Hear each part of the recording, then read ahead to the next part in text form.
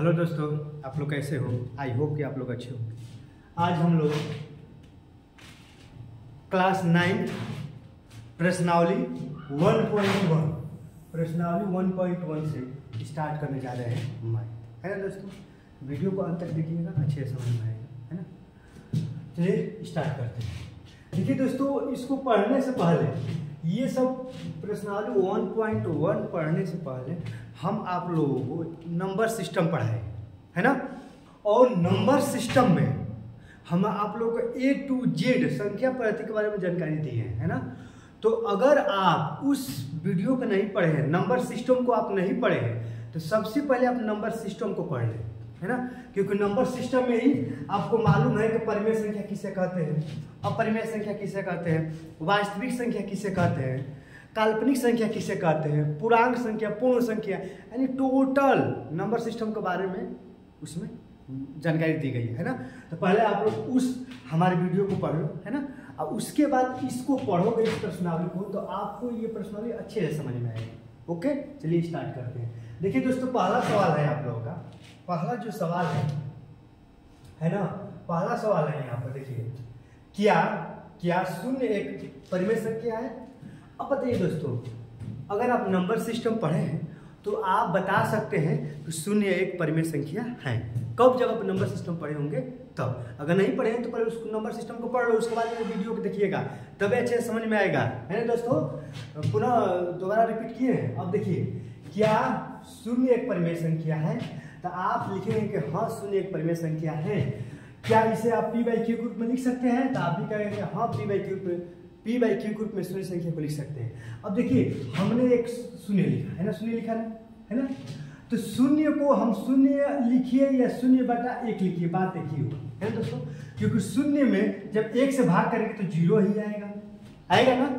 शून्य में जब 1 से भाग करेंगे तो क्या आएगा दोस्तों? 0 आएगा, है ना। तो शून्य लिखो, अच्छा 0/1 लिखो, बात एक ही हुआ, है ना। तो क्या आप शून्य को 0/1 लिख सकते हैं कि नहीं? लिख सकते हैं ना। ये 0/1 है वो P/Q के रूप में है कि नहीं? है ना, कहो क्या है ना। यहाँ हम यही कह रहे हैं, क्या शून्य एक परिमेय संख्या है? आपने कहा कि हाँ, क्या लिखेंगे आंसर? हाँ, शून्य एक परिमेय संख्या। हाँ, 0 0 1 1 1 परिमेय संख्या है ना दोस्तों। हाँ, शून्य एक परिमेय संख्या है। क्यों? क्योंकि हम शून्य संख्या को P/Q के रूप में लिख सकते हैं, यानी शून्य को हम 0/1 लिख सकते हैं। ये जो 0/1 है वो P/Q के रूप में है ना। तो यही कह रहा है, क्या आप शून्य को परिमेय संख्या, क्या शून्य एक परिमेय संख्या है? तो आपने कहा कि हाँ, शून्य एक परिमेय संख्या है। क्यों? क्योंकि आप इसे P/Q के रूप में लिख सकते हैं, है ना दोस्तों। तो आई होप कि आपको ये पहला प्रश्न समझ में आया होगा। एक बार और समझो। देखिए दोस्तों, एक बार और रिपीट कर रहे हैं, क्या शून्य एक परिमेय संख्या है? तो आप कहेंगे कि हाँ, शून्य एक परिमेय संख्या है। क्यों? क्योंकि देखिए, शून्य है ना यहाँ पर, तो इस शून्य को आप 0/1 लिख सकते हैं। इस 0/1 का मतलब ये P/Q के रूप में आ गया कि नहीं, बाटा के रूप में। आप जानते हैं, कोई भी संख्या अगर जो P/Q के रूप में होती है, अगर कोई भी संख्या जो P/Q के रूप में होती है, उसे आप परिमेय संख्या कहते हैं। क्या कहते हैं दोस्तों? परिमेय संख्या कहते हैं, है ना। यही तो कह रहा है कि शून्य एक परिमेय संख्या है। तो आप लिखेंगे कि हाँ, शून्य एक परिमेय संख्या है, क्योंकि शून्य को आप P/Q के रूप में लिख सकते हैं। अब क्या इसे आप P/Q के रूप में लिख सकते हैं? तो हाँ दोस्तों, P/Q के रूप में नहीं लिखे हैं, है ना। हाँ, हम इसे P/Q के रूप में लिख सकते हैं। जहाँ P और Q पूर्णांक है, तो वास्तव में P और Q पूर्णांक है। आप जानते हैं दोस्तों, पूर्णांक प्लस वाला भी होता है, 0 वाला भी और माइनस वाला भी होता है। जैसे कि एक संख्या रेखा है, देखिए दोस्तों, पूर्णांक के बारे में बता रहे हैं, पूर्णांक के बारे में। ये 0 हो गया, ये +1 +2, इस तरह प्लस वाला सब अनंत तक चले जाएंगे, -1 -2, ये सब टोटल। यानी पूर्णांक में आपका ये प्लस वाला भी टोटल आएगा, माइनस वाला भी आएगा, 0 भी आएगा, है ना। यही कह रहा है कि P/Q एक पूर्णांक है। देख रहे हैं ना, P और Q, 0 एक पूर्णांक है कि नहीं? 0 एक पूर्णांक है ना। और 1 भी एक पूर्णांक है कि नहीं? यहाँ पर लिखेंगे कि हाँ, P और Q एक पूर्णांक है। Q का मान 0 नहीं होना चाहिए, है ना। क्यू, ये नीचे वाला जो है ना क्यू कॉमन क्या नहीं होना चाहिए, 0 नहीं होना चाहिए। देख रहे हैं कि आप नीचे आपका था 1 है, 0 कहाँ है, 0 तो ऊपर है ना, तो ये कह रहा है कि क्यू कॉमन क्या नहीं होना चाहिए, 0। देखिए यहाँ पर क्यू बराबर 0 का मतलब दोस्तों क्यू कॉमन 0 होना चाहिए, है ना। देखिए क्यू बराबर 0 का मतलब कि क्यू कॉमन क्या होना चाहिए, क्यू बराबर 0 का मतलब क्यू कॉमन 0 होना चाहिए। इसको इस तरह कर देंगे तो क्यू कॉमन 0 नहीं होना चाहिए। आप देख रहे हैं कि क्यू नीचे है, तो क्या नीचे ये 0 है, नहीं ना है, तो ये जो सवाल कर रहा है उसका ये फॉलो कर रहे हैं, है ना। यहाँ पर एक बार समझिए, क्या शून्य एक परिमेय संख्या है, तो आप लिखिएगा हाँ शून्य एक परिमेय संख्या है। और क्या इसे आप p/q के रूप में लिख सकते हैं, हाँ शून्य एक परिमेय संख्या है, तो 0/1 इसको p/q के रूप में लिख सकते हैं, जहाँ p q एक पूर्णांक है। हाँ देखिए p और q ये 0 और 1 आपका एक पूर्णांक है कि नहीं, एक पूर्णांक है ना। और q is not equal 0, q common 0 नहीं है, नीचे वाला कहाँ 0 है, नीचे वाला 1 तो है। तो आपको जो भी सवाल कह रहा है उसके अनुसार आपको हम बता दिए, है ना, कि हाँ शून्य एक परिमेय संख्या है, आप इसे p/q के रूप में लिख सकते हैं। और pq एक पूर्णांक है, pq क्या है, आप लिख देंगे हाँ pq एक पूर्णांक है, अब q कॉमन 0 नहीं है। देख रहे हैं दोस्तों, आई होप कि आपका सवाल समझ में आया होगा। अब चलिए क्वेश्चन नंबर 2 है ना दोस्तों, और इसको क्लीन करते हैं, इसको नोट कर लीजिएगा, है ना। आप लिखिएगा हाँ शून्य एक परिमेय संख्या है, और उसके बाद लिखेंगे हाँ इसे, हाँ उसके बाद लिखेंगे कि हाँ इसे मन किसे, हाँ शून्य को p/q के रूप में व्यक्त है ना, p/q के रूप में व्यक्त कर सकते हैं दोस्तों। बस ये क्लीन करें। अब देखिए दोस्तों दूसरा क्वेश्चन नंबर 2 है ना। क्वेश्चन नंबर 2 में कह रहा है कि 3 और 4 के बीच 6 परिमेय संख्या लिखना है। कितनी परिमेय संख्या दोस्तों, 6 परिमेय संख्या लिखना है। यहाँ पर 3 और 4 के बीच 6 परिमेय संख्या लिखनी है ना।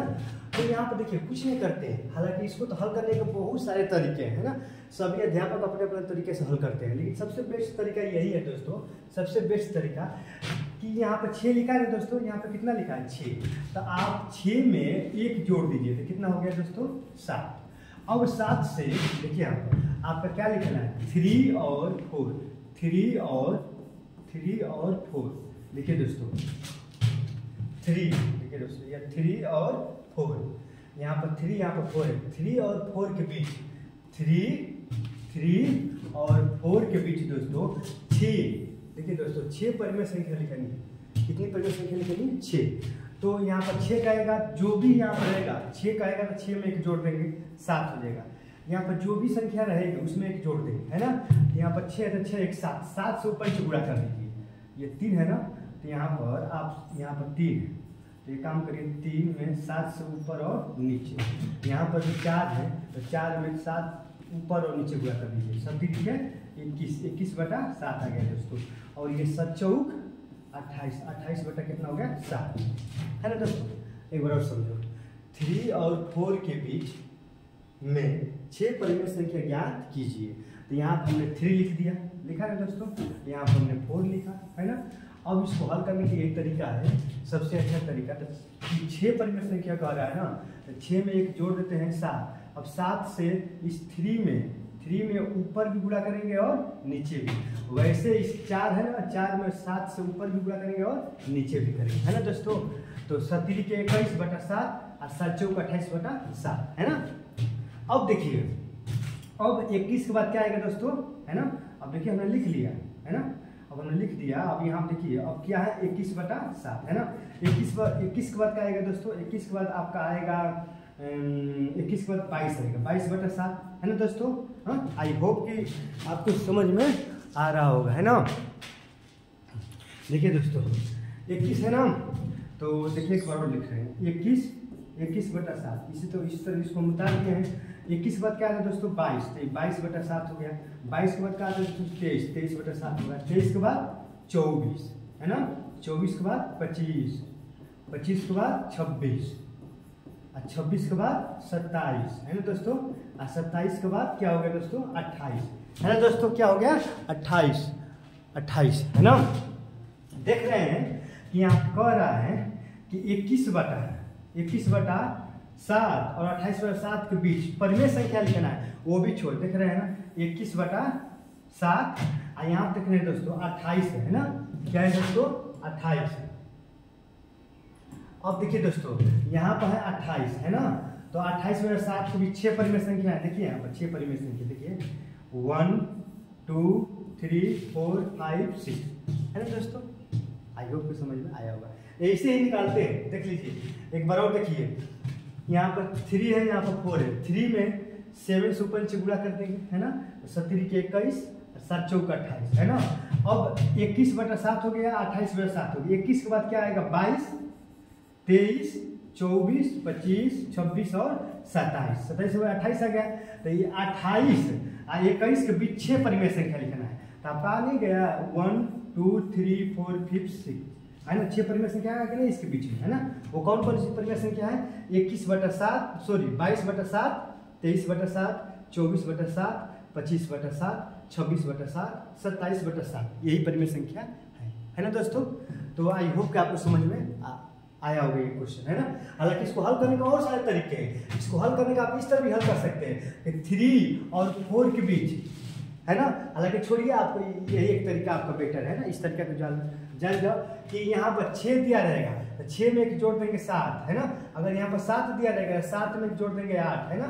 जितना भी दिया रहेगा उसमें एक जोड़ते हैं और उसके बाद ऊपर नीचे क्या कर देते हैं, गुणा कर देते हैं है ना। और गुणा करने के बाद यहाँ पर 21/7 आ गया और यहाँ पर 28 आ गया है ना। अब 21 के बाद क्या आएगा दोस्तों 22 23 24 25 26 27। 27 के बाद 28 28 है। आप सबका बटा 7 कर दीजिए, क्योंकि सबका बटा 7 है कि नहीं, इसका बटा 7 कर दीजिए है ना। सबका बटा 7 कर दीजिए, यही आपका परिमेय संख्या हो गया है ना। इस 3 और 4 के बीच ये आपका परिमेय संख्या हो गया 6 है ना। ये समझिए दोस्तों, आई होप समझ में आया होगा। चलिए अब हम लोग दूसरे क्वेश्चन पर चलते हैं ना। देखिए दोस्तों अब आपका ये है, देखिए क्वेश्चन नंबर 3 है ना, ये तो ब्लैक ही हो गया है ना। अब क्वेश्चन नंबर 3 है दोस्तों, ये क्वेश्चन नंबर 3 कि 3/5 और 4/5 3/5 और 4/5 के बीच 5 परिमेय संख्या दी है। अब देखिए दोस्तों 5 परिमेय संख्या का रहा है, तो 5 करें तो 5 में हम 1 जोड़ देंगे, कितना आ गया दोस्तों 6। अब 6 से ऊपर नीचे गुणा करते हैं, क्या है आपका ये है 3/5 और क्या है दोस्तों और 4/5 है ना। अब यहाँ पर 5 को आ रहा था, 5 में हमने 1 जोड़ दिया तो कितना आ गया 6। 6 से ऊपर नीचे गुणा करो, देखिए 3/5 है तो 6 से ऊपर भी गुणा करेंगे और नीचे भी गुणा करेंगे है ना। यहाँ पर भी 4/5 है तो 6 से ऊपर और 6 से नीचे। 6 18 दोस्तों, आप 5 छके 30 है ना। और यहाँ पर 6 चौके का 24 है ना। अब 5 छके 30 है ना दोस्तों। अब देखिए, अब यहाँ देखिए, अब 18 के बाद क्या आता है दोस्तों 19 के बाद 20 के बाद 21 के बाद 22 के बाद दोस्तों 23 है ना। और 23 के बाद 24, जो कि यहाँ पर 24 तो है ही है, 19 के यहाँ 18 ही है। अब सबका बटा क्या है दोस्तों 30 है, इसमें भी 30 और इसमें भी 30 है। सबका बटा 30 लगा दो है ना, सबका बटा 30 लगा दिए। देखिए दोस्तों सबका बटा 30 लगाओ, सबका बटा 30 लगाओ है ना। तो हो गया आपका आंसर यही कह रहा है कि 5 परिमेय संख्या लिखिए। देखिए 1 2 3 4 5 आ गया ना 5 परिमेय संख्या, यही आपका आंसर होगा। ये 5 परिमेय संख्या 19/30 20/30 21/30 22/30 और 23/30, यही आपका आंसर होगा है ना। आई होप कि आपको समझ में आया होगा दोस्तों। अब चलिए हम लोग क्वेश्चन नंबर 4 पे चलते हैं ना दोस्तों। अब थोड़ा सा इसको ऊपर कर ले है ना, देख लीजिए दोस्तों थोड़ा सा ऊपर कर रहे हैं ना। देखिए अब हम लोग चल रहे हैं है ना।